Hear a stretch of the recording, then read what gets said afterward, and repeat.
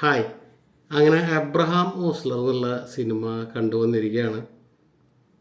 പടത്തിനെക്കുറിച്ച് പറയുന്നതിന് മുമ്പേ നമ്മുടെ മലയാളികളുടെ ഏറ്റവും പ്രിയപ്പെട്ട ഒരു നടനാണ് ജയറാം. അദ്ദേഹം ഒരു കാലത്ത് സത്യം പറഞ്ഞാൽ മലയാള സിനിമയിൽ ഒരു മിനിമം ഗ്യാരണ്ടി നടൻ. അതിനു മുൻപ് മമ്മൂട്ടി മോഹൻലാലും കഴിഞ്ഞാൽ അദ്ദേഹമായിരുന്നു. നമ്മൾ പഴയ മാഗസിൻസിലൊക്കെ വായിച്ചിട്ടുണ്ട്.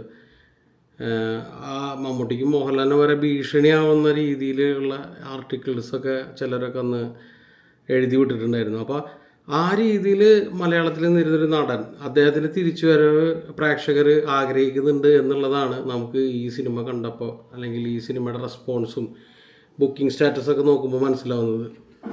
നമുക്കറിയാം ഒരുപാട് ഫാക്ടേഴ്സ് ഈ സിനിമയുടെ ഹൈപ്പിന് കാരണമായിട്ടുണ്ട്. ഇപ്പോൾ മിഥുൻ മാനുവൽ തോമസ് എന്നുള്ള ഒരു ബ്രില്യൻ്റ് ആയിട്ടുള്ള ഒരു ഫിലിം മേക്കർ, അതുപോലെ തന്നെ മമ്മൂക്കയുടെ പ്രസൻസ് ഈ പടത്തിലുണ്ടോ ഇല്ല, അതൊക്കെ ഓൾറെഡി ഔട്ടായി കഴിഞ്ഞു. എന്നാലും ഞാൻ പറഞ്ഞ അങ്ങനത്തെ ചില ചർച്ചകൾ, അപ്പോൾ ഫാൻസിൻ്റെ ഭാഗത്തു നിന്നുള്ള ഒരു എന്താ പറയുക തള്ളിക്കയറ്റം, ഇതൊക്കെ ഉണ്ടെങ്കിൽ പോലും ജയറാം എന്ന് പറയുന്ന നടനെ മലയാളികൾ വളരെയധികം സ്നേഹിക്കുന്നുണ്ട് എന്നുള്ളതാണ് ഈ സിനിമ കാണുമ്പോൾ നമുക്ക് മനസ്സിലാവുന്നത്.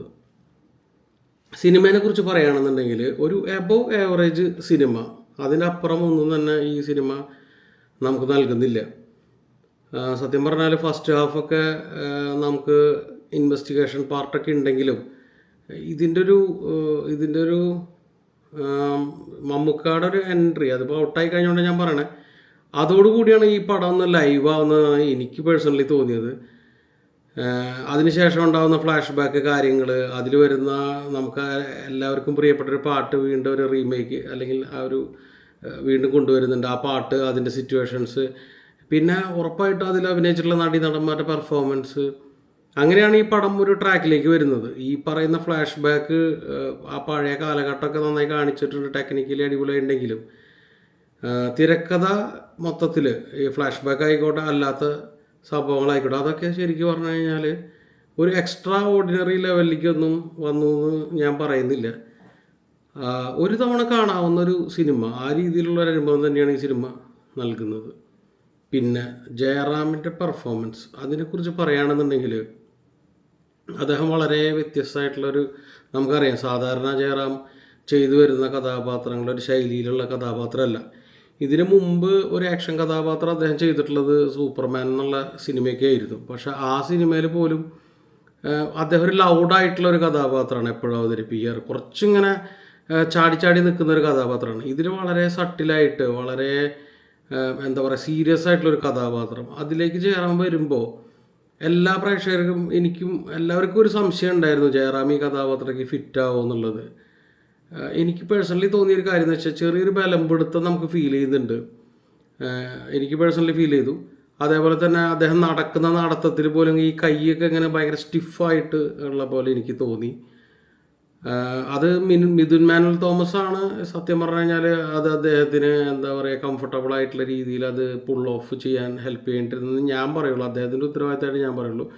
ജയറാം എന്ന നടനെ നമുക്ക് ഇഷ്ടമായതുകൊണ്ട് തന്നെ നമ്മളതൊക്കെ എൻജോയ് ചെയ്യാൻ പരമാവധി ശ്രമിക്കും. പക്ഷേ എങ്ങനെയൊക്കെ ആയാലും ഇടയ്ക്കൊക്കെ ഞാൻ പലപ്പോഴും എനിക്ക് തോന്നി അദ്ദേഹത്തിൻ്റെ സൗണ്ട് മോഡുലേഷൻ അടക്കം ഒരു ബലം പിടുത്തം എനിക്ക് ഫീൽ ചെയ്തു.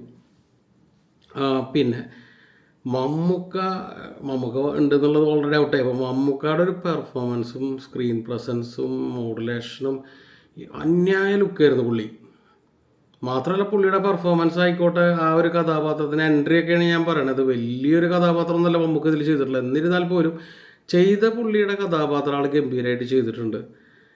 പിന്നെ ജഗദീഷ്, വളരെ കുറച്ചുള്ളെങ്കിലും ജഗദീഷും എന്താ പറയുക നല്ലൊരു പ്രകടനമാണ് പുള്ളി. ഇപ്പോൾ ശരിക്കും പറഞ്ഞാൽ ഒരുപാട് പുള്ളിയുടെ 2.0 വേർഷനാണ് ഇപ്പോൾ ഇറങ്ങിയിട്ടുള്ള പുള്ളിയുടെ എല്ലാ സിനിമകളിലും കാണുന്നതെന്നൊക്കെ ഇപ്പോൾ വന്നു കഴിഞ്ഞു. അപ്പോൾ പുള്ളി നന്നായിട്ട്, ഒരു ചെറിയ വേഷമാണെങ്കിലും അത് നന്നായിട്ട് ചെയ്തിട്ടുണ്ട്. പിന്നെ ഇതിൽ ഫ്ലാഷ് ബാക്കിൽ വരുന്ന നടന്മാർ അനശ്വര, അവരൊക്കെ അവരുടെ റോള് ഭംഗി, എല്ലാവരും അഭിനയിച്ചവരെല്ലാവരും തന്നെ മോശമില്ലാണ്ട് ചെയ്തു. പക്ഷേ എനിക്ക് പേഴ്സണലി ചില സ്ഥലത്തൊക്കെ ചില ആൾക്കാരുടെ എക്സ്പ്രഷൻസ്, ചില ഡയലോഗുകൾ ചെറിയ ക്രിഞ്ചടിക്കുക എന്ന് പറയില്ല, ആ രീതിയിലൊക്കെ എനിക്ക് അവിടെയൊക്കെ തോന്നിയിട്ടാണ്. അതായത് ചില ഇംഗ്ലീഷ് ഡയലോഗുകൾ, പിന്നെ ചില എന്താ പറയുക ഒക്കെ അവിടെയൊക്കെ ഇവിടെയൊക്കെ ക്രിഞ്ചും അടിച്ചു എനിക്ക്. ഇങ്ങനെയൊക്കെയാണ്. ഇതൊക്കെ നമ്മൾ പറയുന്നുണ്ടെങ്കിലും പടം മൊത്തത്തിൽ കണ്ടിരിക്കാം, ആർക്കും ബോറടിച്ചൊന്നുമില്ല. ഞാൻ ഫാമിലി ആയിട്ടാണ് പോകുന്നത്, എല്ലാവർക്കും പടം കുഴപ്പമില്ല എന്നുള്ളൊരു അഭിപ്രായം തന്നെയാണ്. അത് തന്നെയാണ് ഞാനും പറയുന്നത്. പിന്നെന്താ ഈ സിനിമയെ കുറിച്ച് പറയാം, ഇത്രയൊക്കെ തന്നെയാണ് പറയാനുള്ളത്. അപ്പോൾ നമുക്ക് അടുത്ത റിവ്യൂ ആയിട്ട് നമുക്ക് കാണാം. Thank you. അപ്പോൾ എല്ലാവരും പടം കണ്ട് അഭിപ്രായങ്ങളൊക്കെ കമൻറ്റ് ചെയ്യുക. Thank you. അപ്പോൾ അടുത്ത റിവ്യൂ ആയിട്ട് കാണാം.